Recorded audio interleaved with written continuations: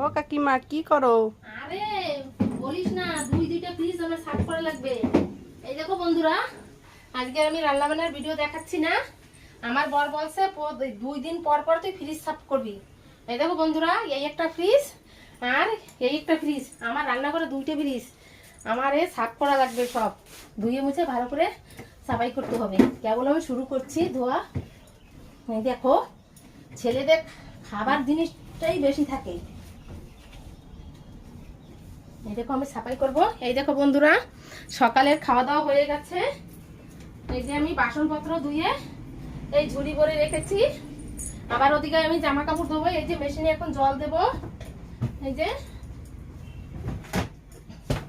এই যে পাইপটা লাগিয়ে নিচ্ছি, মেশিনে জল দেবো এখন।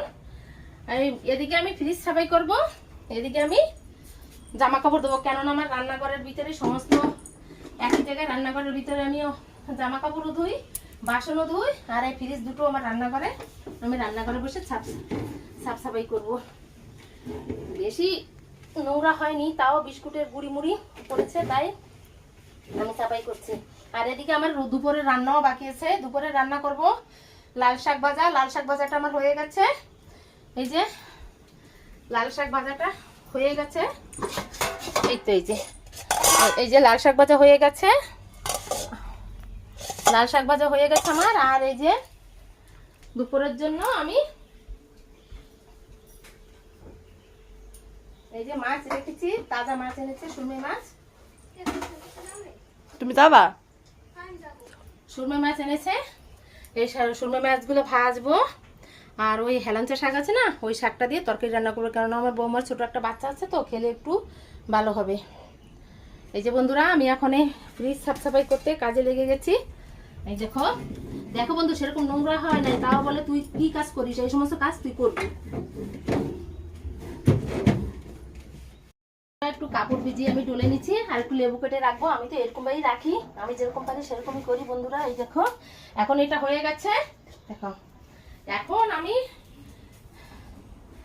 এইটাকে শুরু করব। এটা আমি এখন বন্ধ করে দিচ্ছি।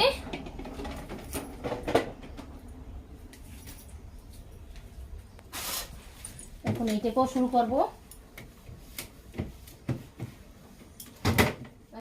স্কুটির গুড়ি পড়েছে, আর মাঝে মাঝে একটু কারেন্ট যায়, জল হয়ে যায়, সেটা আমি বের করে দিই। বন্ধুরা, আমাদের যেরকমই থাক না কেন, যাই থাক না কেন, সেটুকু আমরা যদি পয় পরিষ্কার করে রাখি সেটাই ভালো হয়। আর আমি সব সময় পয় পরিষ্কার করে রাখার চেষ্টা করি। বন্ধুরা, তোমরাও এরকম করবে, দেখবে ভালো লাগবে, জিনিসটাও ভালো দেখাবে, আর ফ্রিজে জিনিসপত্র রাখতেও ভালো লাগবে। আমার এখন ফ্রিজ সাফ করা হয়ে গেছে। এখন আমি এই ওয়াশিং মেশিনে জামা কাপড় দেবো। জামা কাপড় ধোয়াও হয়ে যাবে, আর একদিকে আমার রান্নাও হয়ে যাবে। বন্ধুরা, আমার কাজকর্মটি আপনাদের কেমন লাগে? যদি ভালো লাগে লাইক কমেন্ট সাবস্ক্রাইব করে দেবেন। আমি আবার পরবর্তী ভিডিও নিয়ে আপনাদের সামনে হাজির হব। তারপর আরও বন্ধু গাছ লাগাবো, কতগুলো চারা দিয়েছি আমি, সেইগুলি লাগাবো, বেগুন চারা।